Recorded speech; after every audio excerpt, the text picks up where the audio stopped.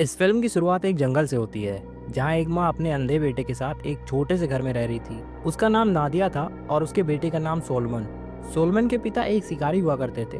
उन लोगों के पास अब उनकी यादों के अलावा एक ऑडियो रिकॉर्डिंग ही थी, जिसमें उन्होंने सोलमन को समझाया था कि उन्हें मजबूरी में यहाँ रहना पड़ रहा है जब तक कि उनकी माँ ठीक नहीं हो जाती। लेकिन सच तो ये था कि उसकी माँ की तबीयत दिन ब दिन खराब होती जा रही थी। एक दिन नादिया सोलमन को जानवर के लिए बिछाए हुए जाल को देखने के लिए भेजती है। सोलमन एक रस्सी को खुद से बांधकर उसका दूसरा सिरा घर से बांध देता है ताकि वो कहीं खो न जाए और उसे आसानी से ढूंढा जा सके।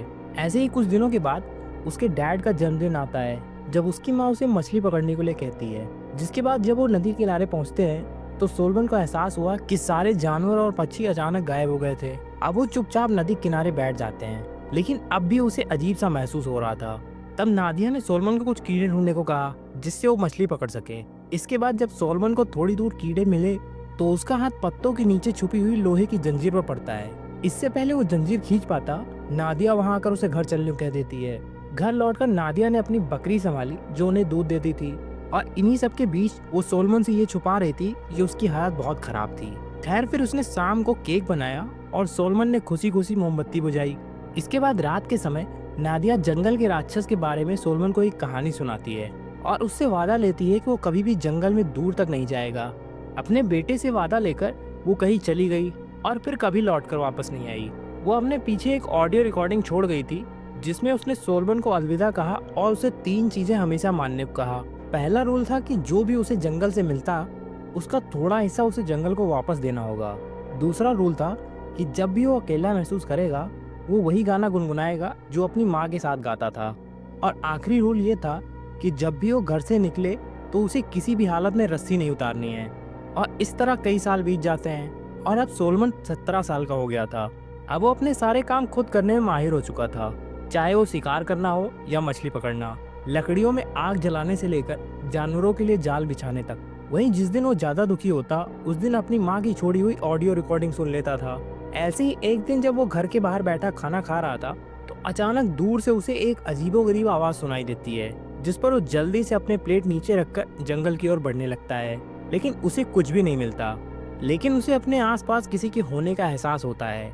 खैर, रात में वो सोने से पहले अपनी माँ की रिकॉर्डिंग सुनने लगा, जिसके बाद उसे नींद नहीं आ रही थी, जिस पर वो बाहर निकला। लेकिन तभी अचानक उसके बकरी की रोने की आवाज सुनाई देती है, जिस पर वो तुरंत ही आवाज की दिशा में भागा। लेकिन जल्द ही उसकी कमर पर बंधी हुई रस्सी खत्म हो जाती है। वहीं उसे महसूस होता है कि वो बकरी की लाश उसके सामने ही जमीन पर पड़ी है। लेकिन इससे पहले वो कुछ कर पाता, किसी ने तेजी से उस बकरी को खींच लिया, जिसके बाद घर लौटकर वो महसूस करता है कि उसके हाथ पर खून लगा है, जिसे साफ करने के बाद एक बार फिर से वो पहले की तरह जिंदगी जीने लगता है। ऐसे ही एक दिन उसे जंगल से गोली चलने की आवाज सुनाई देती है। जब वो जंगल में जाकर देखता है तो उसे एक मरा हुआ हिरन मिलता है। तभी वहाँ एक आदमी बंदूक लेकर आ जाता है और सोलमन से उसके शिकार से दूर रहने को कहता है। वहीं सोलमन इस अनजान आदमी से इतना डर गया था कि उसने अपना चाकू हवा में चलाना शुरू कर दिया था, जिस पर उस शिकारी ने अपने बंदूक से उसके सर पर वार कर दिया, जिससे वो बेहोश हो गया। थोड़ी देर बाद जब सोलमन को होश आया तो अपने घर के पास था। वहीं शिकारी उसके सामने ही बैठा था और उसने सोलमन पर हमला करने के लिए उससे माफी मांगी, पर उसने चाकू पर लुइस नाम देखा तो उसे लगा कि लड़के का नाम लुइस है। लेकिन सोलमन ने उसे बताया कि ये चाकू उसके पिता का था। खैर, शिकारी ने एक बार फिर से उससे माफी मांगते हुए कहा कि उसका मकसद सोलमन को डराना नहीं था। जब उसने सोलमन की कमर पर रस्सी बंधी देखी तो उसे वापस घर तक ले आया। फिर शिकारी ने बताया कि उसका नाम हैंक है। हैंक ने सोलमन से पूछा कि वो अकेला क्यों रहता है और उसके माँ बाप कहाँ हैं, लेकिन सोलमन उसे जवाब नहीं देता। अब रात होने वाली थी, इसीलिए हैंक ने उसके घर में रात गुजारने की इजाजत मांगी और कहा कि बदले में वो उसे शिकार किए हुए हिरन की सब्जी बनाकर खिलाएगा, जो सुनकर सोलमन राजी हो जाता है। घर में घुसकर हैंक ने चारों ओर देखा तो वो समझ गया कि सोलमन वहीं तक गया था जहां तक रस्सी उसे ले जाती है। सोलमन जंगल के बाहर की दुनिया के बारे में कुछ नहीं जानता। जिसके बाद वो लड़के के कमरे में गया तो उसने देखा कि वो कोने में चुपचाप बैठकर अपनी माँ की रिकॉर्डिंग सुन रहा था। तब हैंक ने देखा कि उसकी माँ खुद अपने हाथों से उसके लिए किताबें लिख कर गई थी। ये सब देखकर हैंक को सोलमन पर बहुत तरस आया और उसने सोलमन को प्यार से खाना दिया। फिर उसने सोलमन से कहा कि वो उसे यहाँ से बाहर निकालकर शहर ले जाना चाहता है ताकि वो एक अच्छी जिंदगी जी सके। लेकिन जब सोलमन ने साफ इनकार कर दिया तो हैंक समझ गया कि उसे अपने घर से बहुत ज्यादा लगाव हो गया है। खैर, फिर उसने उसके घर पे लगी तस्वीरों को देखकर कहा कि सोलमन काफी हद तक उसकी माँ की तरह दिखता है। फिर खाना खाने के बाद वो दोनों सोने चले जाते हैं, लेकिन सोलमन अब भी हैंक के डर से चाकू हाथ में पकड़कर बैठा था। वहीं जब कुछ देर बाद उसे एहसास हुआ कि हैंक उसे नुकसान नहीं पहुंचाएगा, तो वो भी सो जाता है।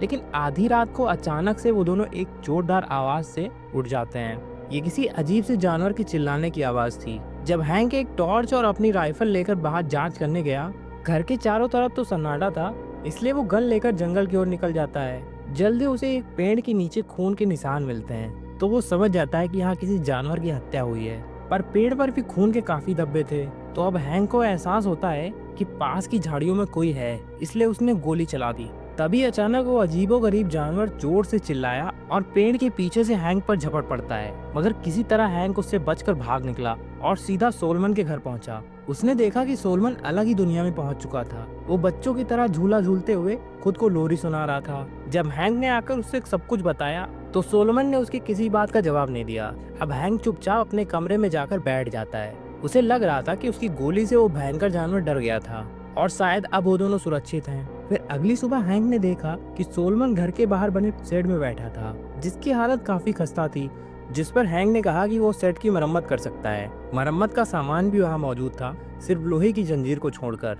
तभी सोलमन को वो दिन याद आ जाता है जब वो बचपन में अपनी माँ के साथ मछली पकड़ने गया था और उसे वो लोहे की जंजीर मिली थी। वहीं सोलमन को अब भी वो जगह अच्छे से याद थी, इसलिए वो हैंक को अपने साथ लेकर वहाँ चला जाता है। जब हैंक ने उसे रस्सी के सहारे रास्ता ढूंढते देखा, तो उससे काफी इम्प्रेस हो जाता है। तब सोलमन ने कहा कि वो बचपन से लेकर आज तक इस रस्सी के सहारे ही घूमा है।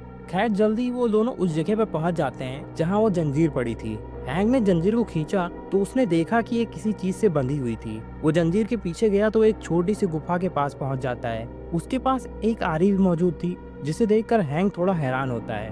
खैर फिर उसने जंजीर काटी और उसे लेकर घर आ जाता है और जल्दी उसने सेट की मरम्मत भी कर दी।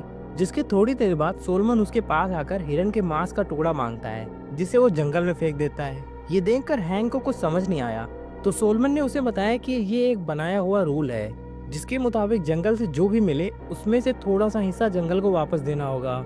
खैर फिर हैंक ने कहा कि जंगल में मौजूद उस वैसी जानवर को पकड़ने के लिए उन्हें जाल बिछाना होगा, ताकि सोलमन आगे भी सुरक्षित रह सके। फिर हैंक ने सोलमन की रस्सी भी लंबी कर दी ताकि वो जंगल में और आगे तक जा सके। इसके बाद वो दोनों उसी दिशा में चलने लगे जहाँ हैंक ने उस खूंखार जानवर को देखा था। जैसे ही वो उस जगह पर पहुंचे जहाँ तक सोलमन पहली वाली रस्सी के साथ पहुंचा था, तो अचानक किसी ने पीछे से उसकी रस्सी खींच ली और सोलमन को तेजी से अपनी तरफ घसीटने लगा, जिस पर हैंक भी उसके पीछे दौड़ा और आखिरकार उसने सोलमन को पकड़ ही लिया। उसने रस्सी काटी और तुरंत लड़के को उठाकर घर में वापस ले आया। जिसके बाद हैंक ने सोलमन को शांत करते हुए वादा किया कि वो उस राक्षस को जाल बिछाकर जरूर पकड़ लेगा। जिसके बाद हैंक को सोलमन की माँ की डायरी मिलती है, जिसे वो सोलमन को पढ़कर सुनाता है।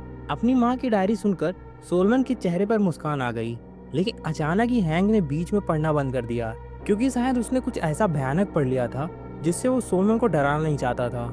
इसलिए उसने बात को काटते हुए कहा कि रात बहुत हो चुकी है और उन्हें सो जाना चाहिए। जिसके बाद सोलमन रोज की तरह अपनी माँ की रिकॉर्डिंग सुनते सुनते सो जाता है।